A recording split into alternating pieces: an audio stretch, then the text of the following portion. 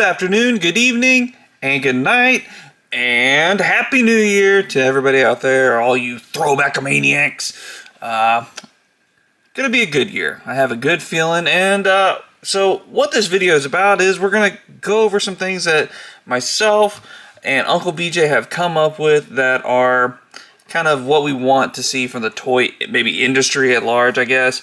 Some toy figures, some toy lines, some toy changes, things like that. We'll open up a figure or two while we hang out here and just go that way. Usually we'll do this kind of stuff on lives, but I'll be honest, our lives haven't ever really done good. So, hey, let's leave it on here and give it a little bit more time to shine. So we're going to open up Kazim. Here from the Indiana Jones Adventures. Had this sitting next to me for quite a while, so we'll open that up and just have some good old fun chit chat in here. So we'll start off with Uncle BJ's thoughts.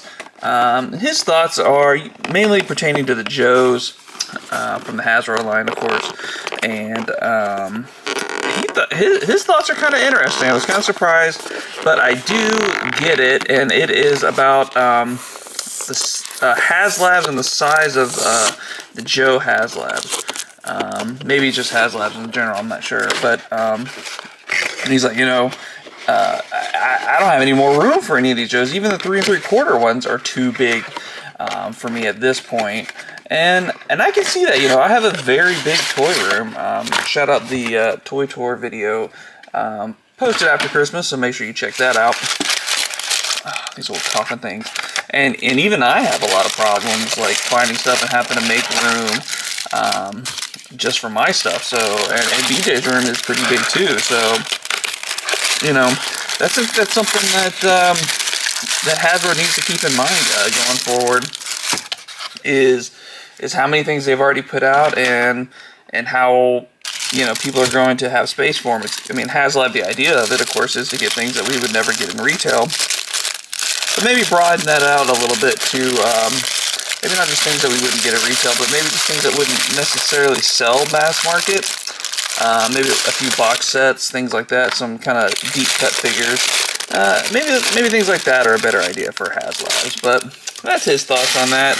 What did he say? He said something else about Motu. He said kind of the same thing. You know, Eternia was kind of a massive big boy purchase there, and there's just not really anywhere even to put that, so he's kind of in the same boat there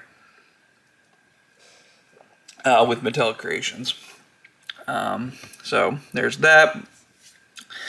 My thoughts are, let's bring back, you know what, actually we're going to say that to the very last thing, because I think that's an important one. I would like to see Super 7 do some deep cut lines. I would like to see, I think I said even in last year's video, the same kind of thing, is I would love to see a, like, Series 1, 1A, 1B of, like, Captain Planet. That would be freaking awesome for me. Give me the Planeteers, give me Gyna, give me Captain Planet, and, you know, the, whatever, the sludge guy. You know, give me a good solid, like, 10 to 12 figure, I think 12 is probably a sweet spot, line there, and I think that's a home run. You know, like I said, do a 1A, 1B kind of thing there.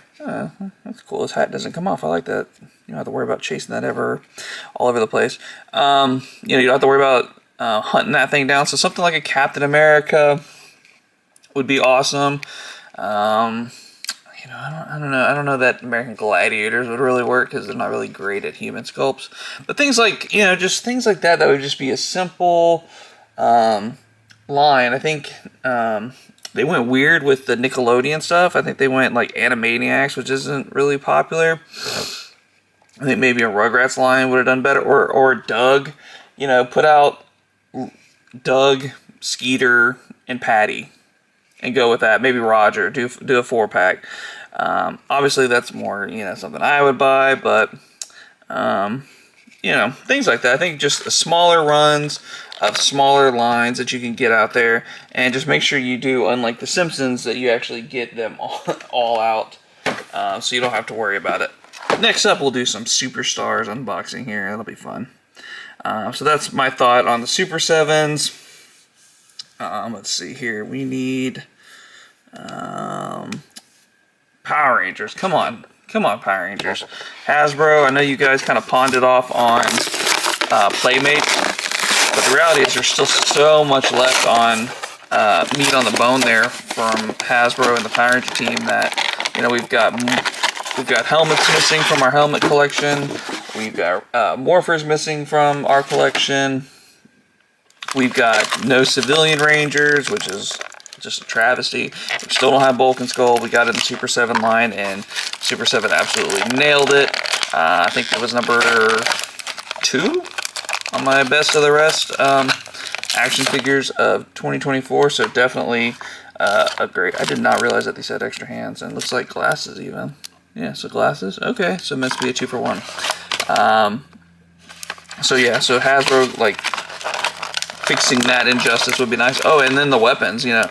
I didn't collect the weapons, but for the people that did collect the weapons, you know, you have an incomplete thing. You're missing, you know, I think 3 of the weapons. Where did my knife go? It's a dang shame. I'm sitting here trying to do a review, don't even have a knife. That's okay, we're just hanging out. So yeah, that's a big boy issue right there for me personally. Not good.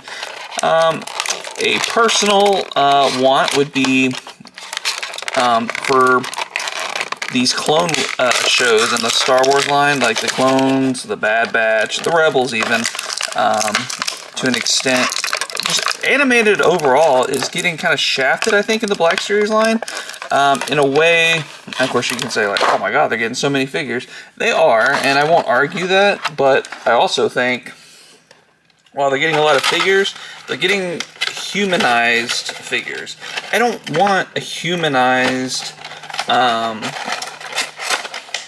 Rebels team. Like, I want to see them how they look in the cartoon. Like, that's what I want to see. That's how I know them. That's how I want to see them. I want to see Ezra look like the cartoon version of Ezra. Unless it's in Ahsoka series.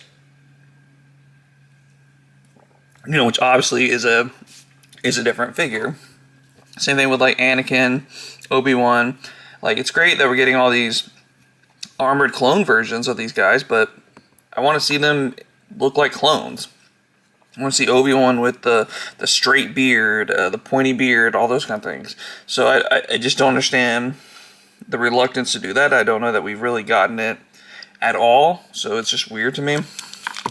But I would like to see a line release in that style, which would be sort of annoying in a way, because then I got to buy all of them again just to get you know, different head sculpts. But to me, I think it would be worth it in those instances.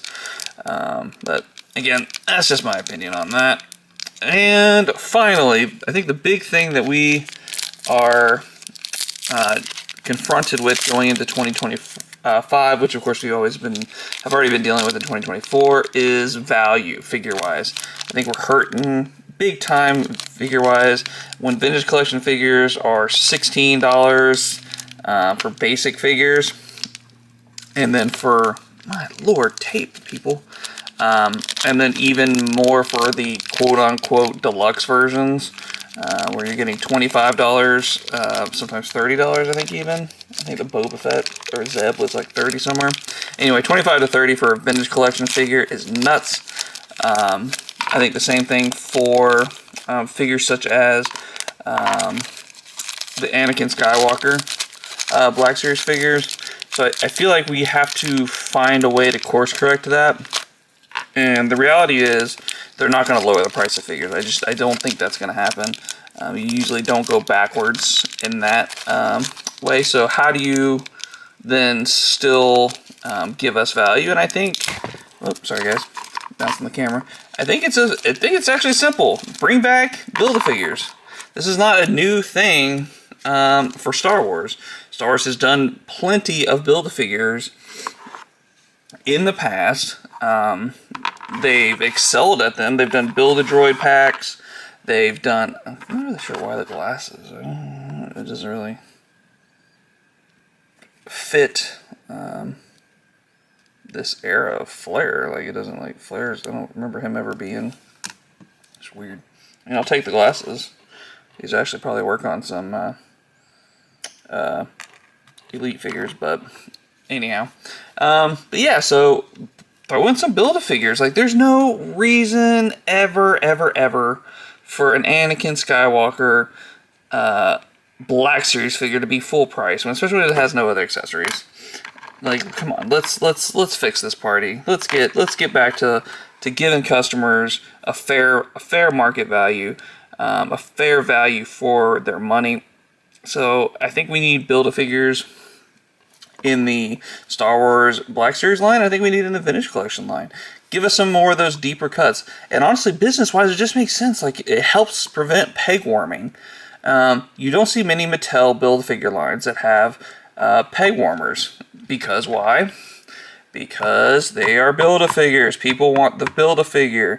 You're getting extra bang for your buck. You're getting some deep cuts. You're getting those guys that maybe somebody doesn't really want. You're getting that background character from certain lines.